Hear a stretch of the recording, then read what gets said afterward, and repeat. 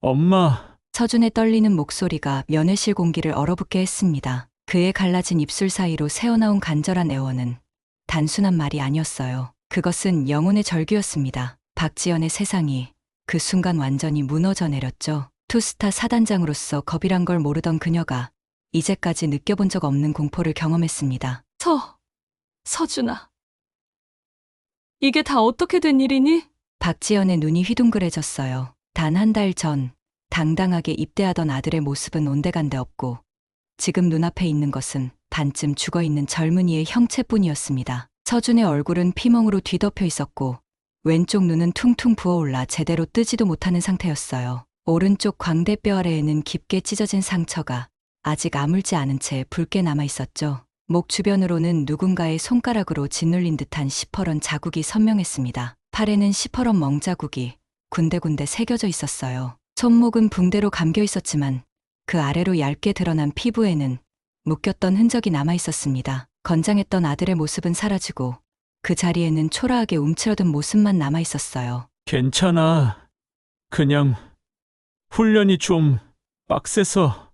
서준이 미소를 지으려 했지만 갈라진 입술에서 피가 새어나왔습니다. 그는 황급히 손등으로 입술을 닦았어요. 마치 아무 일도 없었다는 듯 행동하려 했지만 그의 손이 멈추지 않고 떨리고 있었죠. 박지연은 자신도 모르게 앞으로 달려가 아들의 얼굴을 더듬었습니다. 손끝에 전해지는 부어오른 뺨의 감촉에 가슴이 무너져 내렸어요. 이게 다 무슨 일이니? 누가 이런 짓을...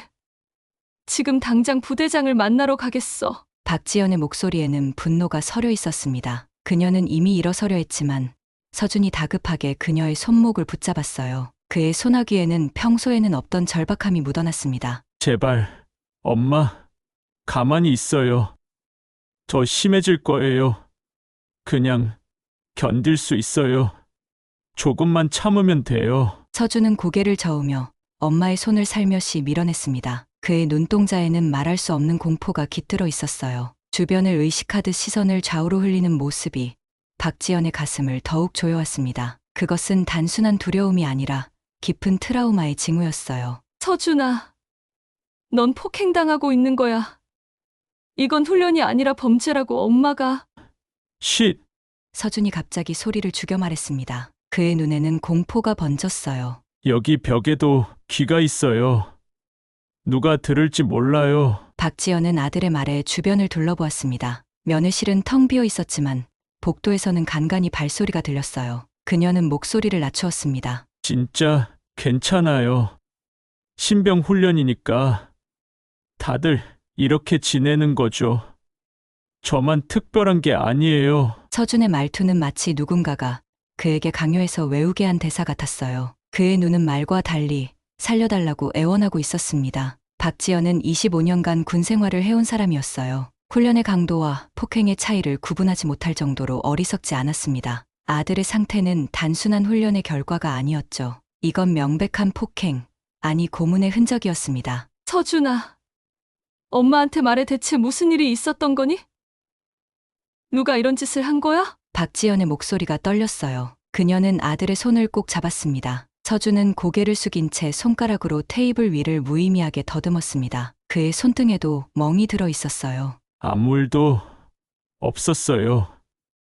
그냥 적응하는 중이에요. 서준이 말했지만 그의 목소리는 공허했습니다. 그는 잠시 침묵하더니 갑자기 엄마를 올려다보았어요. 그의 눈가에 맺힌 눈물이 박지연의 심장을 찔렀습니다. 강인하기만 했던 아들이 이렇게 무너진 모습을 보는 것은 처음이었어요. 엄마, 여기서 매일 밤이 너무 무서워요. 잠을 잘 때마다 누가 문을 열고 들어올까봐 제발. 그러나 말을 끝맺기도 전에 서준은 다시 입을 다물었습니다. 마치 너무 많은 것을 말해버렸다는 듯한 공포가 그의 눈에 서렸어요. 박지연은 본능적으로 알았습니다. 이것은 단순한 신병 괴롭힘의 차원이 아니라 더 깊고 어두운 무언가가 있다는 것을요. 엄마가 부대장에게 말해볼게. 박지연의 말에 서준의 얼굴이 창백하게 변했습니다. 그는 다급하게 엄마의 손을 잡았어요. 안 돼요.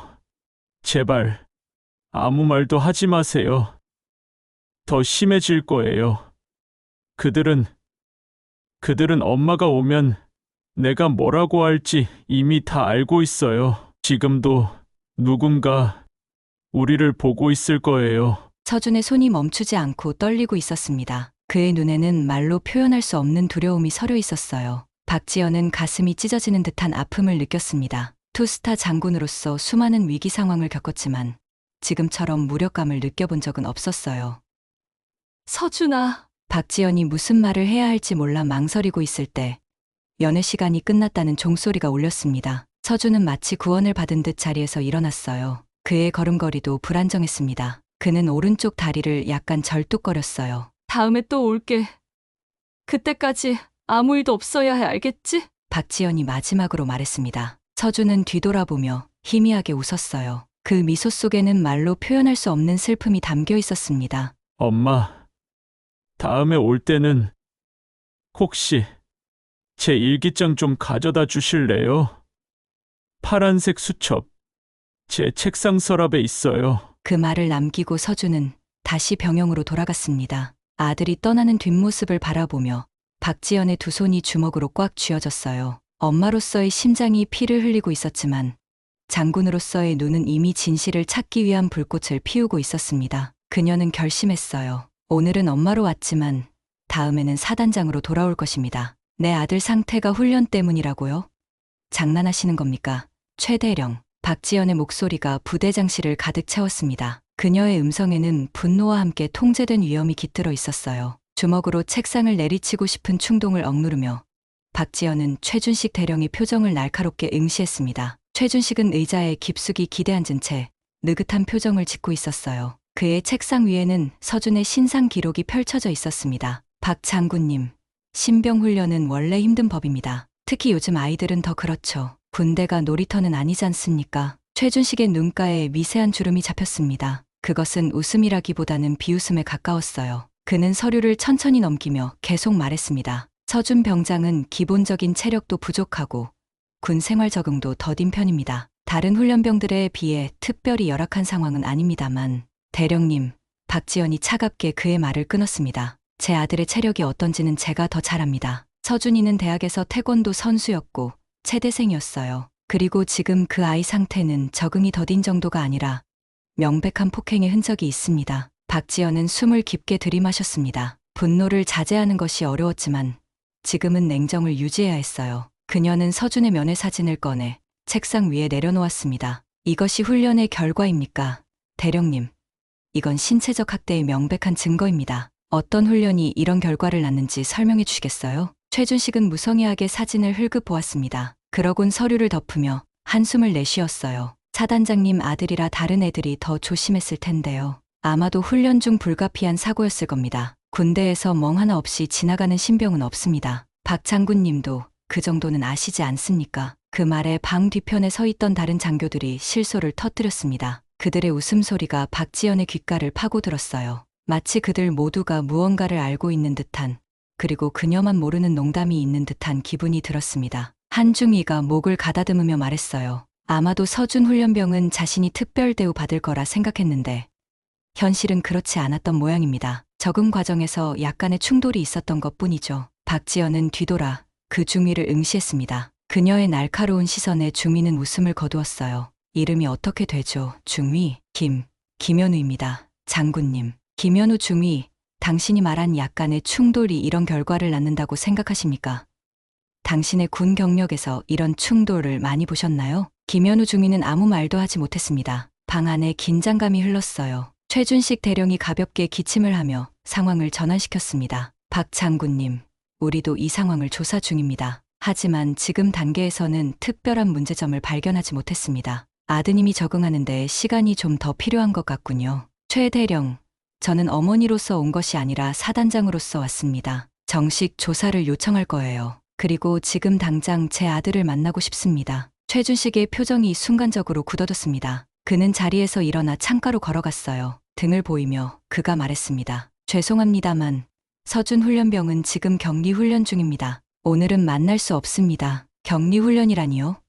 그게 무슨 말입니까? 규율 위반으로 인한 특별 교육 중입니다. 이틀 후에 완료됩니다. 그때 다시 면회가 가능할 겁니다. 박지연은 참을 수 없는 분노를 느꼈습니다. 그녀는 최준식에게 다가갔어요. 제 아들에게 무슨 일이 일어나고 있는지 정확히 알려주십시오. 대령님, 아니면 이 자리에서 국방부에 직접 연락하겠습니다. 최준식이 천천히 고개를 돌렸습니다. 그의 얼굴에는 미묘한 미소가 서려 있었어요. 그러시겠다면 정식 절차를 밟으시죠. 하지만 군 내부의 일은 복잡하다는 걸 아실 텐데요. 특히 증거 없이 제기된 의혹은 증거는 제 아들의 온몸에 새겨져 있습니다. 그리고 부대 내 CCTV도 확인할 수 있겠죠. 최준식이 천천히 고개를 돌렸습니다. 그의 얼굴에는 미묘한 미소가 서려 있었어요. 안타깝게도 훈련장 CCTV는 지난주에 고장났더군요. 수리 중입니다만 언제 될지. 박지연의 직감이 경고음을 울렸습니다. 그녀는 이 상황이 단순한 괴롭힘이 아니라 조직적인 은폐의 냄새가 난다는 것을 느꼈어요. 그녀는 최준식을 똑바로 바라보며 말했습니다. 최 대령, 내일까지 제 아들의 상태를 확인할 수 있게 해주십시오. 그리고 이 사건에 대한 모든 관련 자료를 제출해 주세요. 그렇지 않으면 저는 군 검찰과 국방부 감사관실에 직접 연락할 것입니다. 최준식은 눈을 가늘게 뜨며 박지연을 응시했습니다. 그의 눈빛에는 위협이 서려 있었어요. 조심하시는 게 좋을 겁니다. 박 장군님, 이런 일은 복잡해질 수 있거든요. 특히 고위급 장교가 개입하면. 박지연은 최준식의 위협을 무시한 채 돌아섰습니다. 그녀는 문 앞에 서서 마지막으로 말했어요. 내일 오전 9시까지 답변이 없으면 제 나름대로의 조치를 취하겠습니다. 복도로 나오면서 박지연은 이 싸움이 생각보다 훨씬 더 깊고 어두울 것이라는 예감의 몸서리를 쳤습니다. 그녀는 누군가가 그녀를 지켜보고 있다는 느낌을 받았어요. 뒤를 돌아보니 아무도 없었지만 그 감각은 사라지지 않았습니다. 주차장으로 걸어가는 동안 누군가 박지연의 이름을 작게 불렀어요. 그녀가 돌아보니 훈련소의 젊은 병사 하나가 기둥 뒤에 숨어 있었습니다. 그는 주변을 살피더니 재빨리 박지연에게 다가왔어요. 장군님, 그는 떨리는 목소리로 말했습니다. 저는 서준이 동기입니다. 이거 도움이 될 거예요. 서준이 형이 남몰래 적은 거라. 그는 주변을 다시 한번 확인한 후 작은 봉투를 박지연의 손에 쥐어주었어요. 누가 서준이를 괴롭히는 거니? 박지연이 급히 물었습니다. 병사는 겁에 질린 표정으로 고개를 저었어요. 말하면 저도 위험해요. 그냥 이걸 보세요. 서준이 형을 빨리 여기서 꺼내주세요. 시간이 얼마 없어요. 박지연이 무슨 말인지 더 묻기도 전에 병사는 빠르게 사라졌습니다. 그녀는 차 안에 앉아 봉투를 열었어요. 그 안에는 작은 수첩이 들어있었습니다. 서준의 필체로 가득 채워진 수첩이었어요. 겉표지에는 단 한마디가 적혀 있었습니다. 누구에게도 보여주지 마세요. 박지연의 손이 떨렸습니다. 이것이 진실의 시작이라는 것을, 그리고 그 진실이 얼마나 잔혹할지 두려웠기 때문이었어요. 그녀는 깊은 숨을 들이마시고 첫 페이지를 펼쳤습니다. 오늘도 조태성이 나를 불러냈다. 수첩의 첫 문장이 박지연의 눈을 사로잡았습니다. 서준의 힘없는 필체가 그의 고통을 고스란히 전해주는 듯했어요. 글씨가 약간 흔들리고 있었고 몇몇 단어는 눈물 자국으로 번져 있었습니다. 떨리는 손으로 박지연은 페이지를 넘겼어요. 밤마다 생활관 뒤편으로 부른다. 웃으면서 주먹질한다. 네 엄마가 투스타면 뭐 어쩔 건데? 그 말이 너무 무섭다. 다른 동기들은 그저 지켜볼 뿐이다. 모두 조태성이 누구의 조카인지 알기 때문이다. 아무도 나를 도와주지 않는다. 박지연의 눈가가 뜨거워졌어요. 아들의 고통을 글자 하나하나가 전해주고 있었습니다. 그녀는 계속해서 페이지를 넘겼어요. 어제는 식판으로 등을 내리쳤다. 병사식당에서, 모두가 보는 앞에서 밥이 바닥에 다 쏟아졌다. 아무도 말리지 않았다. 간부들도 그저 모른 척했다. 중대장님은 그저 웃으며 지나갔다. 조태성은 그게 더 재미있다고 했다. 모두가 보는 앞에서 날 짓밟는 게 쾌감이라고. 다음 페이지로 넘어가자 서준의 필체가 더 흐트러져 있었습니다. 마치 극도의 공포 상태에서 쓴 듯했어요. 오늘 밤에는 더 심했다. 조태성이 친구들 5명을 데리고 왔다. 내 팔다리를 잡고 화장실로 끌고 갔다. 물고문을 했다. 머리를 변기에 쳐박고 물을 내렸다. 숨을 쉴 수 없었다. 정말 죽는 줄 알았다. 그들은 웃고 있었다. 내가 발버둥 치는 게 재밌다고 했다. 내 비명소리를 녹음했다고 한다. 투스타 아들 비명소리라며 서로 들으며 웃었다. 차 안에 앉아 수첩을 읽던 박지연의 손이 떨렸습니다. 눈물이 볼을 타고 흘러내렸어요. 그녀는 급히 눈물을 닦아내고 다음 페이지로 넘어갔습니다. 조태성이 내게 계속 물었다. 내 엄마가 여장군이라 뭐 어쩌라고? 여기선 내 삼촌이 왕이야. 그의 삼촌은 육군 참모 총장이라고 했다. 아무리 내가 신고해도 소용없다고 했다. 오히려 내 엄마가 위험해질 거라고 협박했다. 너희 엄마 경력에 먹칠하는 건 일도 아니래. 삼촌이 그랬어. 박지연은 자신의 호흡이 빨라지는 것을 느꼈습니다. 육군 참모 총장의 조카.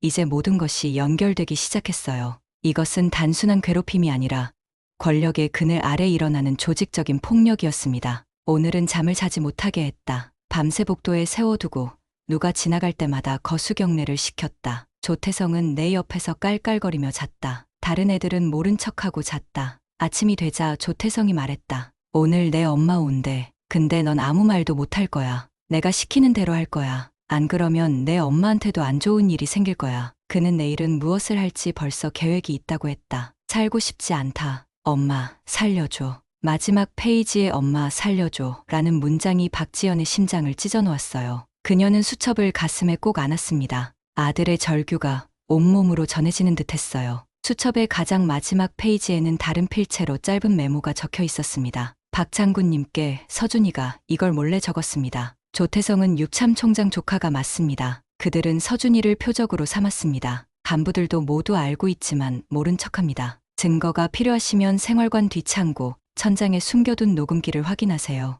우리 몇몇이 몰래 설치했습니다. 동기들 드림. 조태성, 박지연은 그 이름을 중얼거렸습니다. 육군 참모 총장의 조카. 이제 퍼즐이 맞춰지기 시작했어요. 서준이 왜 그렇게 두려워했는지, 왜 부대장이 그렇게 태어났는지, 그리고 왜 CCTV가 고장났는지까지 모든 것이 하나로 연결되었습니다. 그녀는 핸드폰을 꺼내 오랜 전우에게 전화를 걸었어요. 현재 국방부 감사실에서 일하고 있는 김대희였습니다. 여보세요, 현우야? 나 박지연이야. 급한 일이 있어. 육참 총장 조카가 누군지 알아봐 줄 수 있어? 짧은 침묵이 흘렀습니다. 그리고 현우의 조심스러운 목소리가 들렸어요. 누가 물어보는지 알면서도 말해도 될까? 조태성 맞지? 신병교육대에 있는. 박지연은 놀라움을 감추지 못했습니다. 어떻게 알았어? 소문이 돌고 있어. 총장 조카가 누군가를 표적으로 삼았다고. 그리고 그게 내 아들이라는 이야기도 있어. 조심해, 지연아. 이건 단순한 괴롭힘이 아니야. 그들은 이걸 통해 너를 건드리려는 것 같아. 박지연은 결심했어요. 이것은 더 이상한 어머니의 분노가 아니라 정의를 위한 투쟁이 되어야 했습니다. 그녀는 자동차 시동을 걸었어요. 목적지는 군 본부. 정식 민원을 제출할 시간이었습니다. 국방부 청사 앞에 도착한 박지연은 군검찰에 정식 고발장을 제출했습니다. 서준의 수첩 내용을 증거로 첨부했어요. 담당 검사는 난처한 표정을 지었지만 접수는 받아들였습니다. 조사가 시작되면 연락드리겠습니다. 장군님. 박지연은 고개를 끄덕였어요. 그러나 그녀의 마음속에는 불안감이 자리 잡고 있었습니다. 이 시스템이 얼마나 공정하게 움직일 수 있을지 의문이었어요. 다음 날 아침, 박지연의 책상 위에 공문 하나가 도착했어요. 직권남용 조사 개시, 신병과 관련한 부당 개입 의혹 있음. 박지연은 믿을 수 없다는 듯이 공문을 다시 읽었습니다. 그녀가 신고를 접수한 것이 아니라 오히려 그녀가 감찰 대상이 되어버린 것이었어요. 더 충격적인 소식은 뒤따라왔습니다. 서준이 갑자기 의무실로 이송되었다는 연락이 왔어요. 이유는 정신적 불안정, 그리고 당분간 면회가 금지되었다는 통보였습니다. 박지연은 전화기를 내려놓은 채 벽을 바라보았어요. 그들이 서준을 격리시켰다는 것을 알았습니다. 증거를 없애고 증인을 침묵시키기 위한 수단이었죠. 그녀의 휴대폰이 울렸습니다. 발신자 표시가 없는 번호였어요. 박지연은 조심스럽게 전화를 받았습니다. 박 장군님, 조심하세요. 그들이 움직이기 시작했습니다. 서준이를 격리시킨 것은 시작에 불과해요. 다음은 당신입니다. 박지연이 누구냐고 물으려 했지만 전화는 이미 끊어진 후였어요. 그녀는 창밖을 바라보았습니다.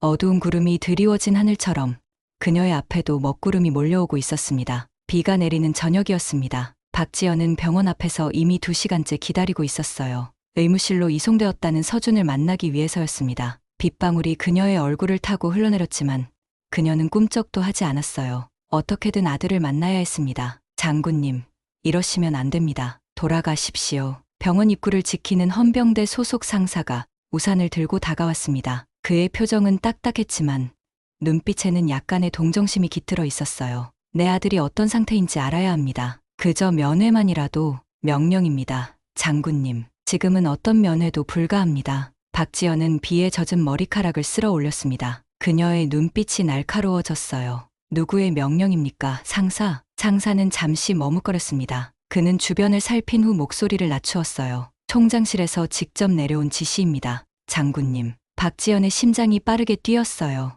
이것은 단순한 괴롭힘 사건이 아니었습니다. 군 최고위층이 개입한 조직적인 은폐 작업이었죠. 그녀는 침착함을 유지하려 노력했어요. 지금은 감정에 휩쓸릴 때가 아니었습니다. 내가 너 이상부다. 내 아들을 당장 보게 해. 그녀의 목소리에는 지시가 아닌 간절함이 묻어 있었습니다. 상사는 난처한 표정을 지었어요. 그는 귀에 단 무전기로 누군가와 소통했습니다. 잠시 후 그는 고개를 저었어요. 정말 죄송합니다. 육군참모본부의 직접 지시입니다. 누구도 환자를 만날 수 없습니다. 내 아들이 환자가 아니라 인질이라는 말이군요. 박지연의 말에 상사는 아무 대답도 하지 못했습니다. 그저 고개를 숙일 뿐이었어요. 박지연은 마지막으로 병원 건물을 올려다보았습니다. 어딘가에 서준이 갇혀 있을 그곳을 그녀는 돌아서서 주차장으로 향했어요. 차로 돌아오는 길에 휴대폰이 울렸어요. 발신자 표시가 없는 번호였습니다. 박지연은 경계하며 전화를 받았어요. 박 장군님, 저는 정하윤입니다. 기억하실지 모르겠네요. 3년 전 북부 작전 때 박지연은 그 이름을 기억해냈습니다. 정하윤은 그녀의 부대에서 정보장교로 일했던 인물이었어요. 지금은 제대한 상태였죠. 북부 작전 중 박지연이 그의 목숨을 구해준 적이 있었습니다. 기억해요. 무슨 일이죠? 정하윤의 목소리가 낮아졌습니다. 마치 누군가 엿듣는 것을 두려워하는 듯했어요. 아드님 일로 연락드렸습니다. 지금 위험합니다. 그들이 증거를 인멸하고 있어요. 내일 오후 3시 강남역 근처 지하 카페에서 만납시다. 중요한 정보가 있습니다. 어떤 정보입니까? 전화로는 말씀드릴 수 없습니다. 아마 당신의 전화도 도청당하고 있을 거예요. 내일 뵙겠습니다. 그리고 조심하세요. 그들은 이미 당신을 제거하기 위한 계획을 세우고 있습니다. 전화가 끊어졌습니다. 박지연은 핸들을 꽉 움켜쥐었어요. 그녀는 이 싸움이 얼마나 깊고 어두운지 이제야 제대로 실감하기 시작했습니다. 집으로 돌아가는 길, 그녀는 자신이 미행당하고 있다는 느낌을 받았어요. 백미러로 확인했지만 어둠 속에서는 확실히 알 수 없었습니다. 집에 도착한 박지연은 모든 문과 창문을 확인했습니다. 그리고 서준의 방으로 들어갔어요.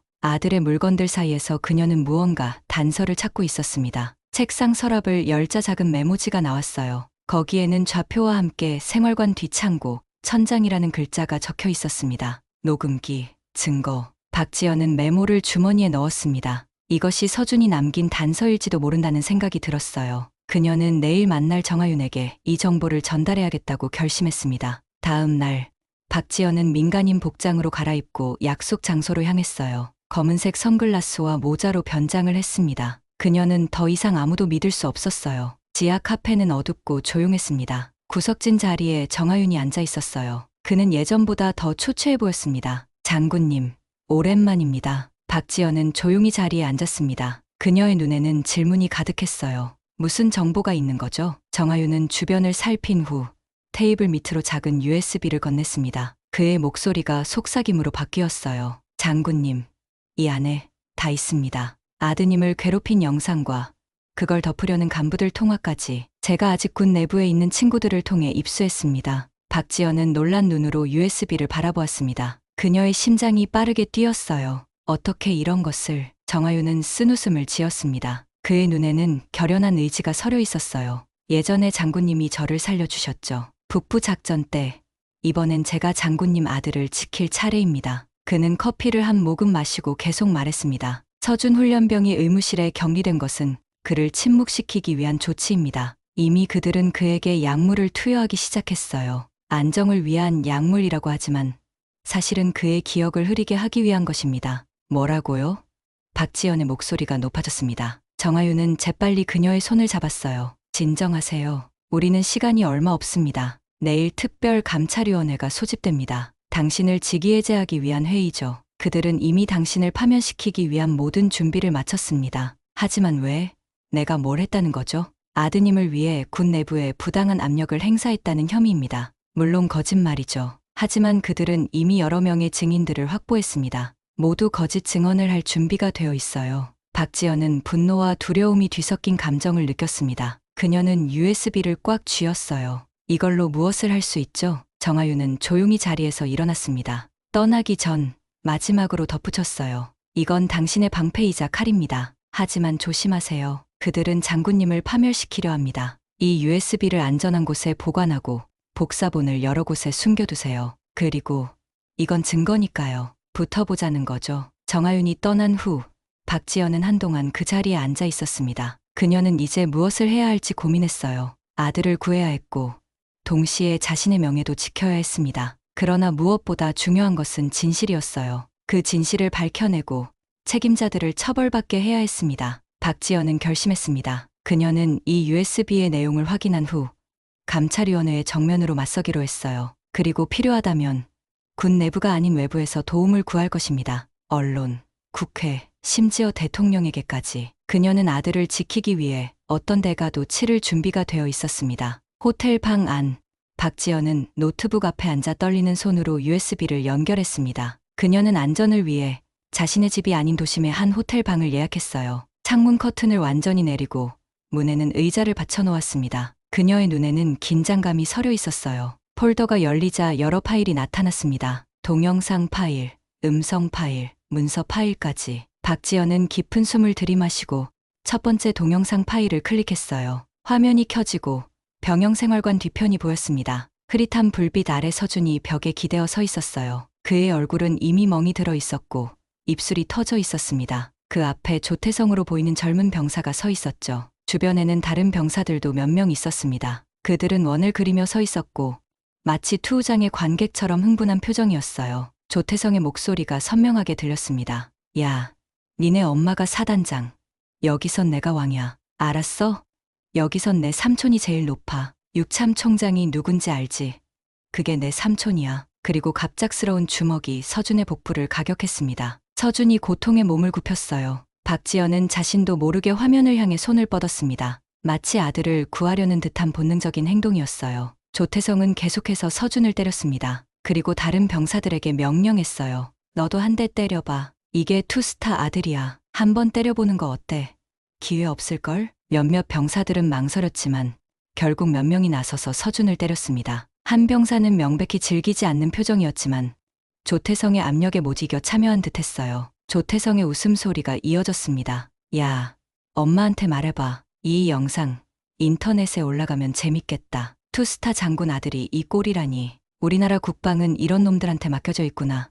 사람들이 그렇게 생각할 거야. 다른 동영상들도 비슷했어요. 서준이 구석에 몰려 폭행당하는 장면, 식당에서 모욕당하는 장면, 심지어는 밤중에 복도에서 강제로 기립 자세를 유지하게 하는 장면까지. 가장 충격적인 영상은 서준이 화장실 변기에 머리를 처박히고 물고문을 당하는 장면이었습니다. 그의 비명소리가 박지연의 귓가를 파고들었어요. 그녀의 눈에서는 뜨거운 눈물이 흘러내렸습니다. 마지막 동영상은 다른 장소에서 촬영된 것이었어요. 부대장실로 보이는 곳이었습니다. 최준식 대령이 자리에 앉아 있고 조태성이 그 앞에 서 있었어요. 잘했어, 조태성. 그 여자가 뭐라도 하나 보자. 우리가 먼저 움직이면 그쪽은 아무것도 못해. 삼촌이 감사하다고 전해달래요. 대령님, 박 장군이 삼촌 승진에 반대표를 던진 거 잊지 않고 있대요. 그래, 우리는 서로 도와야지. 너도 곧 장교 시험 볼 테니까 내가 잘 밀어줄게. 그들의 대화는 이것이 단순한 괴롭힘이 아니라 계획된 보복이었음을 드러냈습니다.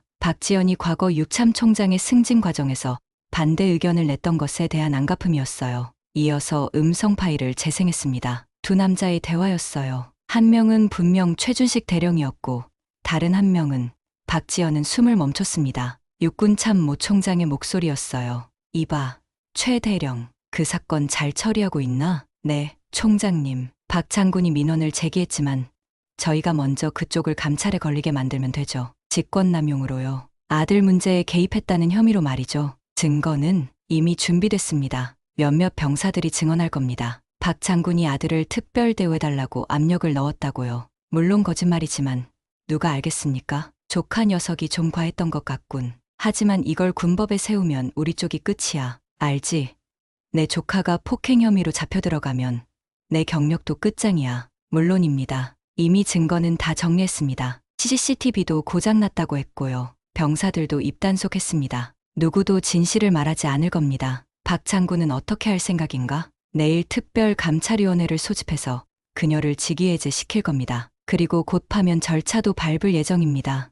좋아. 그녀가 군 내에서 영향력을 행사하지 못하게 해. 그리고 조카 일은 조용히 넘어갈 수 있게. 대화는 계속 이어졌습니다. 그들이 얼마나 치밀하게 이 사건을 은폐하려 했는지, 그리고 박지연을 어떻게 함정에 빠뜨리려 했는지 모두 드러났어요. 박지연은 노트북 화면을 꺼버렸습니다. 그녀의 눈에는 더 이상 눈물이 없었어요. 대신 차가운 결의가 빛났습니다. 문서 파일들도 살펴보았습니다. 거기에는 서준에 대한 허위 진술서, 박지연이 직권을 남용했다는 거짓 증언, 심지어 그녀를 정신적으로 불안정하다고 진단한 가짜 의사 소견서까지 있었어요. 모든 것이 준비되어 있었습니다. 그녀를 완전히 파멸시키기 위한 계획이었죠. 마지막으로 흥미로운 파일 하나를 발견했습니다. 그것은 육참 총장의 비리 자료였어요. 군수 계약 과정에서의 뇌물수수, 인사비리, 심지어 군사기밀 유출까지. 정화윤이 이 자료까지 준비한 것은 단순한 방어가 아닌 반격의 무기를 주기 위함이었습니다. 박지연은 USB 내용을 모두 살펴본 후 깊은 생각에 잠겼어요. 이 정보를 어떻게 활용할 것인지 고민해야 했습니다. 단순히 자신을 방어하는 것을 넘어 이 부패한 시스템에 대항해야 했어요. 그리고 무엇보다 서준을 구해야 했습니다. 그녀는 휴대폰을 들어 국방부 감찰실로 전화를 걸었어요. 이제는 방어가 아닌 공격의 시간이었습니다. 그리고 그 공격은 가장 높은 곳을 향할 것이었죠. 감찰실장님, 박지연 소장입니다. 내일 오전 직접 뵙고 싶은 일이 있습니다. 네, 매우 중요한 일입니다. 육군참모 총장과 관련된 비리 제보입니다. 전화를 끊은 후 박지연은 창밖을 바라보았습니다. 비가 내리기 시작했어요. 마치 앞으로 닥칠 폭풍을 예고하듯이. 그녀는 USB를 3개의 복사본으로 만들었습니다. 하나는 자신이 가지고, 하나는 믿을 수 있는 변호사에게, 그리고 마지막 하나는 만약의 사태를 대비해 언론사에 봉인 우편으로 보냈어요. 이제 그녀는 준비가 되었습니다. 내일은 진실과 거짓, 정의와 부패가 맞붙는 전쟁의 시작이 될 것입니다. 감찰실 회의실은 차갑고 건조한 공기로 가득했습니다. 창문 없는 회의실 안은 마치 지하 감옥과도 같은 압박감을 주었어요. 테이블 한쪽에 박지연이 홀로 앉아 있었고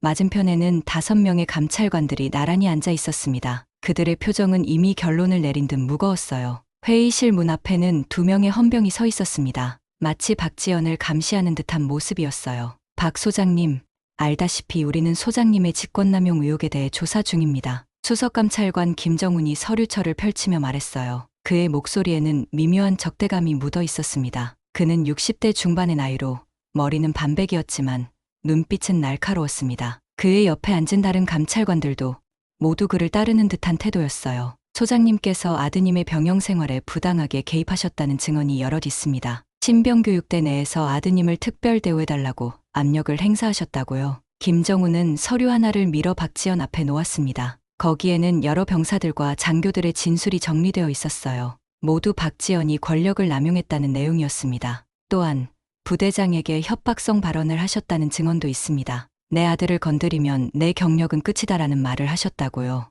박지연은 냉정하게 그 서류를 살폈습니다. 모든 것이 거짓이었어요. 그녀는 이런 말을 한 적이 없었습니다. 이것은 명백한 조작이었어요. 이에 대해 어떻게 설명하시겠습니까? 박지연은 침착하게 그들을 바라보았어요. 그녀의 손에는 USB가 쥐어져 있었습니다. 그녀는 천천히 자리에서 일어나 회의실 앞쪽에 프로젝터로 걸어갔어요. 설명보다는 보여드리는 게 좋겠습니다. 김정훈이 눈썹을 찌푸렸습니다. 무엇을 보여주시겠다는 말씀입니까? 박지연은 USB를 연결했습니다. 감찰관들이 의아한 표정으로 서로를 바라보았어요. 화면이 켜지고 영상이 재생되기 시작했습니다. 조태성이 서준을 폭행하는 장면, 그리고 이어진 음성 파일, 최준식 대령과 육군참모 총장의 대화까지. 그쪽을 감찰에 걸리게 만들면 되지. 조카 녀석이 좀 과했던 것 같군. 하지만 이걸 군법에 세우면 우리 쪽이 끝이야. 영상이 계속되면서 회의실 안의 공기가 점점 무거워졌어요. 몇몇 감찰관들은 불편한 듯 자세를 바꾸었고 다른 이들은 충격을 감추지 못했습니다. 특히 참모총장이 직접 은폐를 지시하는 부분에서는 감찰관 한 명이 저도 모르게 맙소사라고 중얼거렸어요. 마지막으로 육참총장의 비리 자료가 화면에 나타났습니다. 군수 계약서, 입금 내역, 비밀회의 녹취록까지 모든 것이 명백했어요. 이것은 단순한 폭행 사건이 아니라 군 최고위층의 부패가 연결된 거대한 스캔들이었습니다. 감찰실 안에 무거운 침묵이 내려앉았습니다. 몇몇 감찰관들은 창백한 표정으로 고개를 숙였고 누군가는 이마를 짚었어요. 수석감찰관 김정훈의 얼굴에서 혈색이 빠져나갔습니다. 이것들이 어떻게... 박지연은 단호하게 그의 말을 끊었어요. 모든 파일의 원본과 사본을 이미 안전한 곳에 보관해 두었습니다. 변호사 사무실과 주요 언론사에도 봉인 우편으로 보냈어요. 만약 이 조사가 불공정하게 진행된다면 이 자료들은 즉시 공개될 것입니다. 그녀는 테이블 위에 USB를 올려놓았어요. 그리고 감찰관들을 하나하나 응시했습니다. 여러분은 지금 선택해야 합니다. 진실과 정의의 편에 설 것인지 아니면 권력과 부패의 편에 설 것인지 저는 제 아들이 폭행당하는 것을 보고도 침묵할 수 없습니다. 그리고 여러분도 이런 비리를 보고도 침묵해서는 안 됩니다. 회의실에는 긴 침묵이 이어졌어요. 감찰관들은 서로를 바라보았고 눈빛 교환만으로도 그들의 생각이 바뀌고 있음을 알 수 있었습니다. 마침내 수석감찰관 김정훈이 입을 열었어요. 이건 심각한 사안입니다. 우리는 즉시 새로운 조사를 시작할 것입니다. 육군 참모 총장과 최준식 대령, 그리고 조태성 상병에 대한 조사를요. 그는 목을 가다듬었어요. 그리고 소장님에 대한 직권남용 의혹 조사는 지금 즉시 중단하겠습니다. 명백히 이것은 소장님을 음해하기 위한 조작된 증거였습니다. 다른 감찰관 하나가 물었습니다. 그런데 이 증거들은 어떻게 입수하신 겁니까? 박지연은 미소 지었습니다. 정의는 항상 그 자체의 방식으로 길을 찾아내는 법입니다. 제가 알고 있는 한 이 증거들은 양심적인 군인들이 모아둔 것이에요. 그들은 침묵하지 않기로 결심한 겁니다. 감찰관들은 고개를 끄덕였어요. 그들 중 몇몇은 명백히 안도하는 표정이었습니다. 마치 오랫동안 무거운 짐을 내려놓은 듯한 표정이었어요. 우리는 즉시 육참 총장을 소환할 것입니다. 그리고 최준식 대령과 조태성 상병에 대한 체포 영장도 청구하겠습니다. 김정훈은 자리에서 일어났어요. 그의 표정은 더 이상 적대적이지 않았습니다.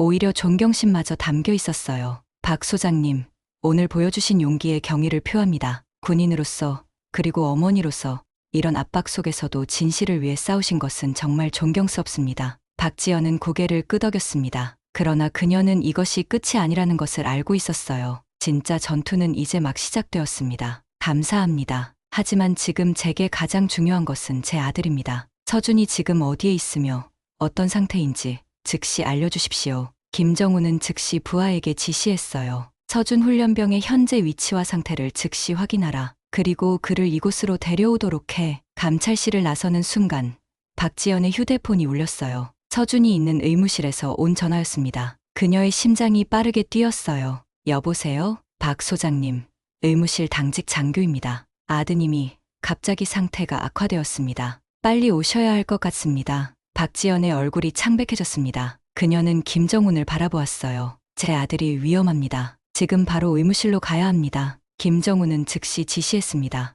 헌병대를 불러라. 우리가 직접 호위하겠다. 박지연은 달리기 시작했습니다. 그녀의 머릿속에는 오직 한 가지 생각뿐이었어요. 서준아, 버텨라. 엄마가 갈게. 병원 복도를 달리는 박지연의 발소리가 메아리쳤습니다. 뒤에는 김정훈 감찰관과 2명의 헌병이 따라오고 있었어요. 의무실 문을 열자 서준이 침대에 누워 있었습니다. 그의 얼굴은 창백했고 산소 마스크가 씌워져 있었어요. 여러 의료 장비가 그에게 연결되어 있었고 심장 모니터에서는 불안정한 비프음이 울리고 있었습니다. 의사가 다가왔습니다. 그의 표정은 심각했어요. 내부 출혈이 있었습니다. 복부 쪽에 심각한 타격이 있었던 것 같습니다. 다행히 응급처치가 빨랐습니다만 이건 최근의 폭행 때문이 아닙니다. 누적된 폭행으로 인한 합병증입니다. 특히 신장 부근에 심각한 타격이 있었던 흔적이 보입니다. 박지연은 서준의 손을 잡았습니다. 아들의 차가운 손끝에서 그녀는 결심을 굳혔어요. 이제 더 이상 물러날 곳은 없었습니다. 회복될까요? 의사는 고개를 끄덕였습니다. 수술이 필요합니다. 하지만 생명에는 지장이 없을 겁니다. 다만 완전한 회복까지는 시간이 걸릴 수 있습니다. 박지연은 안도의 한숨을 내쉬었어요. 그녀는 서준의 이마에 살며시 키스했습니다. 서준아, 엄마가 여기 있어. 이제 다 괜찮을 거야. 엄마가 모든 걸 바로잡을게. 김정훈이 조용히 다가왔습니다. 소장님, 육참 총장이 도주했다는 보고가 들어왔습니다. 최준식 대령도 연락이 두절되었고요. 우리는 전국에 수배령을 내렸습니다. 박지연은 고개를 끄덕였어요. 조태성은요? 체포되었습니다. 이미 구치소로 이송 중입니다. 박지연은 서준을 바라보았습니다. 그의 얼굴에는 여전히 고통의 흔적이 남아 있었지만 적어도 이제 그는 안전했어요. 이것으로 끝낼 수는 없었습니다. 이 사건은 단순한 개인적 원한을 넘어 군 전체의 부패와 연결된 문제였어요. 이 진실을 세상에 알려야 했습니다. 다음 날 아침, 박지연은 자신의 사무실에서 군복을 정돈했습니다. 거울 앞에 서서 어깨에 계급장을 바라보았어요. 25년간 그녀의 자부심이었던 별들이 오늘은 무겁게 느껴졌습니다. 그녀는 천천히 그 계급장에 손을 대었어요. 오늘 그녀는 중대한 결정을 내렸습니다. 그녀의 책상 위에는 사직서가 놓여 있었어요. 단 몇 줄의 간결한 문장이었습니다. 나는 오늘 나의 아들과 모든 군인들의 존엄을 위해 이 직위에서 물러납니다. 그러나 진실과 정의를 향한 나의 싸움은 계속될 것입니다. 박지연은 사직서에 서명했습니다. 그리고 국방부 대변인실에 전화를 걸었어요. 오늘 오후 2시 기자회견을 열고 싶습니다. 국방부 앞 기자회견장은 이미 기자들로 가득 차 있었습니다. 이 사건의 소문이 이미 군 내부에서 퍼져나가기 시작했기 때문이었어요. 박지연의 기자회견 소식이 알려지자 국내 주요 언론사들이 모두 모여들었습니다. 수많은 카메라 플래시가 터지는 가운데 박지연이 단상에 올랐어요. 그녀는 여전히 군복을 입고 있었지만 곧 그것도 바뀔 것입니다. 먼저 여러분께 제 소개를 다시 하겠습니다.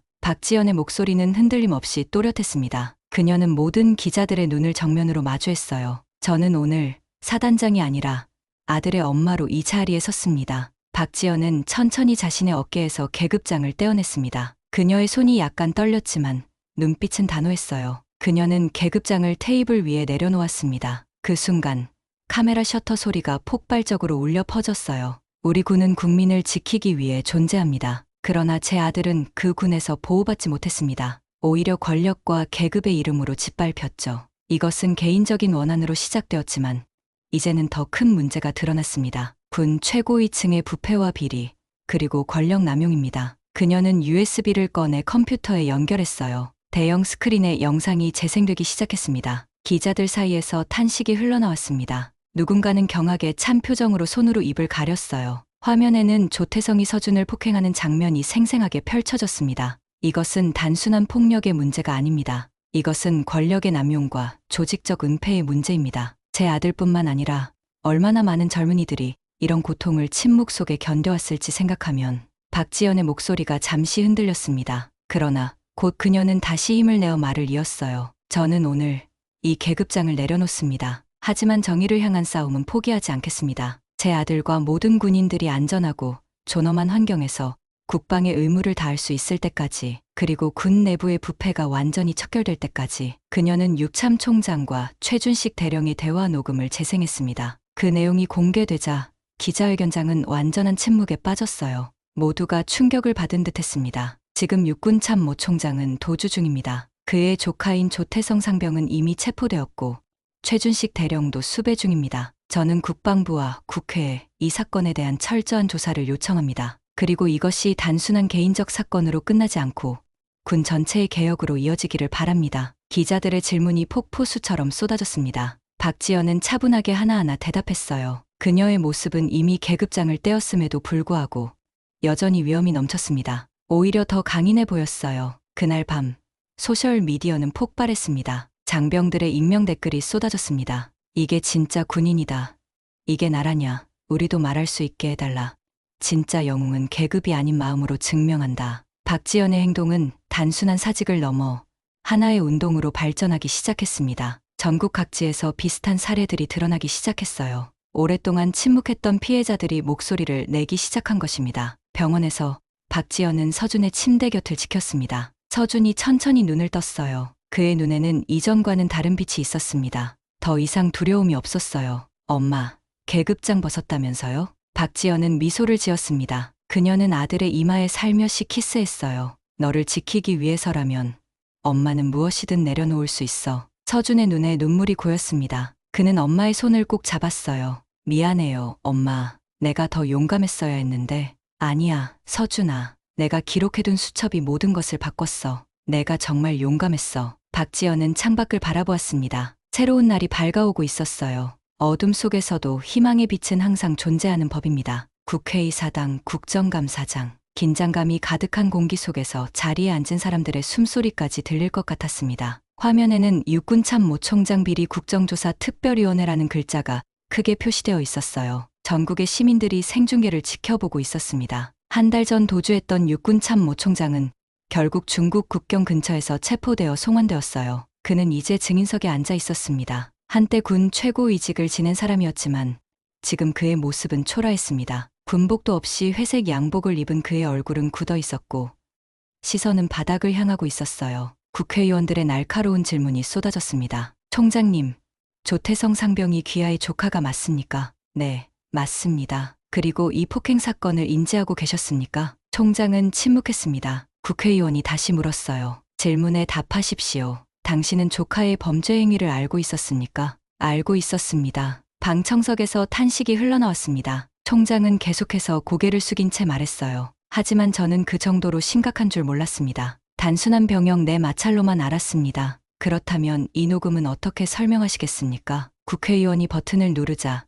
총장의 목소리가 회의장에 울려 퍼졌습니다. 조카 녀석이 좀 과했던 것 같군. 하지만 이걸 군법에 세우면 우리 쪽이 끝이야. 알지? 총장의 침묵이 모든 것을 말해주었습니다. 생중계되는 국정감사를 전국의 시민들이 지켜보고 있었어요. 국회의원이 다시 물었습니다. 박 전 소장에 대한 직권남용 조사를 지시한 것도 귀하입니까? 총장은 천천히 고개를 들었습니다. 그의 눈에는 패배의 기색이 역력했어요. 그렇습니다. 회의장에서 분노의 목소리가 터져 나왔습니다. 한 여성 국회의원이 자리에서 일어났어요. 귀하는 군 최고위직에 있으면서 개인적 원한으로 무고한 여성 장군을 모함하고 그 아들을 폭행하도록 방조했습니다. 이것이 우리 군의 지도자가 보여줄 모습입니까? 총장은 더 이상 변명할 말이 없었습니다. 그저 고개를 숙일 뿐이었어요. 국정감사가 이어지는 동안 다른 곳에서는 또 다른 전투가 벌어지고 있었습니다. 군사법원에서는 조태성에 대한 군법회의가 진행 중이었어요. 그는 더 이상 거만한 표정을 짓지 못했습니다. 삼촌의 보호막이 사라진 지금 그는 그저 범죄자에 불과했죠. 법정에서는 서준과 동기생들의 증언이 이어졌습니다. 조태성은 매일 밤 서준을 불러내 폭행했습니다. 투스타 장군의 아들이라는 이유만으로요. 우리는 모두 보고도 말리지 못했습니다. 그의 삼촌이 누구인지 알았기 때문입니다. 한 동기생이 떨리는 목소리로 증언했어요. 그는 눈물을 참으며 계속했습니다. 정말 죄송합니다. 서준 형, 도와주지 못해서 우리 모두 겁쟁이였어요. 판사는 엄중한 표정으로 증거를 검토했습니다. 최종 판결이 내려졌어요. 피고 조태성, 특수폭행죄, 강요죄, 직권남용 교사죄로 징역 7년을 선고합니다. 법정에서 작은 환호성이 터져 나왔습니다. 정의가 비로소 실현되는 순간이었어요. 그로부터 2달 후, 가을 햇살이 내리쬐는 한강공원. 박지연과 서준이 천천히 산책로를 걸었습니다. 서준의 얼굴에서는 멍이 완전히 사라졌고 그의 걸음걸이도 많이 안정되었어요. 이번 생활을 끝내고 퇴원한 지 이제 일주일이 지났습니다. 강변을 따라 불어오는 바람이 두 사람의 머리카락을 가볍게 흔들었어요. 서준은 문득 발걸음을 멈추고 한강을 바라보았습니다. 엄마, 나도 이젠 누군가를 지켜보고 싶어요. 박지연은 놀란 표정으로 아들을 바라보았어요. 서준의 눈에는 결연한 의지가 서려 있었습니다. 그것은 박지연이 처음 군에 입대했을 때 가졌던 것과 같은 눈빛이었죠. 무슨 뜻이니? 서준은 깊은 숨을 들이마셨습니다. 그의 목소리에는 새로운 힘이 실려 있었어요. 나도 군검찰에 지원하고 싶어요. 약자를 짓밟는 사람들로부터 다른 이들을 보호하고 싶어요. 내가 겪은 고통을 다른 누구도 겪지 않게 하고 싶습니다. 그는 잠시 망설이다가 말을 이었어요. 처음에는 모든 걸 포기하고 싶었어요. 군대도, 미래도, 심지어 삶까지도. 하지만 엄마가 계급장을 벗고 싸우는 모습을 보면서 생각이 바뀌었어요. 진정한 용기가 뭔지 깨달았습니다. 박지연은 아들의 손을 꼭 잡았습니다. 그녀의 눈에는 자랑스러움과 약간의 두려움이 함께 어려 있었어요. 확실해. 그곳은 쉬운 길이 아닐 거야. 특히 내가 겪은 일 후에는. 서준은 고개를 끄덕였습니다. 그의 눈빛이 단호했어요. 엄마가 해냈잖아요. 나도 할 수 있어요. 이제는 더 이상 두렵지 않습니다. 오히려 이런 경험이 있기에 더 강해졌다고 생각해요. 그는 잠시 침묵했다가 덧붙였습니다. 그리고 누군가는 이 썩은 시스템을 바꿔야 하잖아요. 내부에서부터요. 박지연은 미소를 지었습니다. 그녀는 강을 바라보며 말했어요. 너 지켜내느라 엄마 군인 다 했다. 근데 진짜 전투는 지금부터야. 우리 모두의 전투지. 그녀의 휴대폰이 울렸습니다. 새로운 조사위원회에서 온 연락이었어요. 군내 폭력 근절을 위한 특별위원회의 위원장직을 제안하는 내용이었습니다. 비록 군인은 아니지만 그녀의 경험과 용기가 필요하다는 것이었죠. 네, 박지연입니다. 위원장직 수락하겠습니다. 언제부터 시작하면 될까요? 그녀는 전화를 끊고 서준을 바라보았습니다. 모든 것을 잃은 것 같았지만 사실은 더 중요한 것을 찾은 것이었어요. 계급장은 사라졌지만 그 자리에 진정한 용기와 정의가 빛나고 있었습니다. 서준아, 이제 우리는 함께 싸울 거야. 나는 바깥에서, 넌 안에서. 우리가 바꿔나갈 거야. 서준은 웃었습니다. 오랜만에 보이는 진짜 미소였어요. 그것은 과거의 상처를 이겨낸 승리의 미소였습니다. 알아요, 엄마. 우리가 해낼 수 있을 거예요. 한강의 물결이 반짝이는 가운데 엄마와 아들은 나란히 걸었습니다. 그들의 앞에는 새로운 싸움이 기다리고 있었지만 이제 그들은 혼자가 아니었어요. 그들의 뒤에는 진실을 외치는 수많은 목소리가 함께하고 있었습니다. 일주일 후 전국의 군부대에서는 특별 인권교육이 시작되었습니다. 각 부대의 대형 스크린에는 박지연의 모습이 비춰졌어요. 우리 군은 국민을 지키기 위해 존재합니다. 그리고 군인도 국민입니다. 우리 모두는 존엄을 지킬 권리가 있습니다. 오늘부터 군 내부의 폭력과 비리에 대한 신고는 이 특별위원회로 직접 접수됩니다. 누구나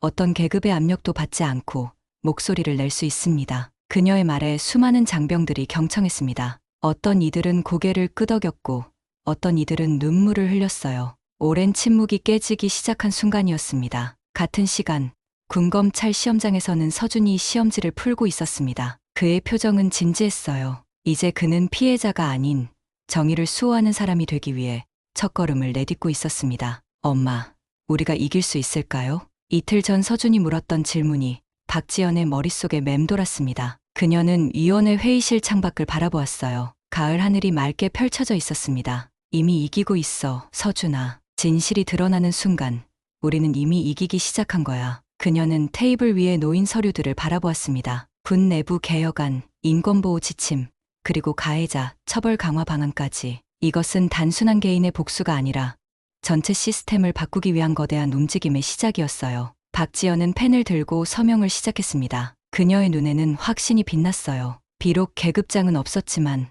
그녀는 여전히 싸우고 있었습니다. 아니, 오히려 더 강력하게 싸우고 있었죠. 이제 시작이야. 진짜 전투는 지금부터니까. 한강변에 서서 서준은 하늘을 올려다보았습니다. 푸른 하늘에 새들이 자유롭게 날고 있었어요. 그는 깊은 숨을 들이마셨습니다. 이제 그의 가슴에는 더 이상 무거운 짐이 없었어요. 오직 앞으로 나아갈 용기와 희망만이 가득했습니다. 엄마, 고마워요. 저를 포기하지 않아서요. 먼 곳에서 박지연의 목소리가 그의 마음속에 울려 퍼졌습니다. 절대로 포기하지 않아. 우리는 함께니까. 그리고 그것은 단순한 약속이 아니라 영원한 진실이었습니다. 계급장은 떨어져 나갔지만 그들의 마음속에는 더 강한 힘이 자리 잡았어요. 그것은 어떤 권력도 빼앗을 수 없는 진정한 용기와 정의의 힘이었습니다.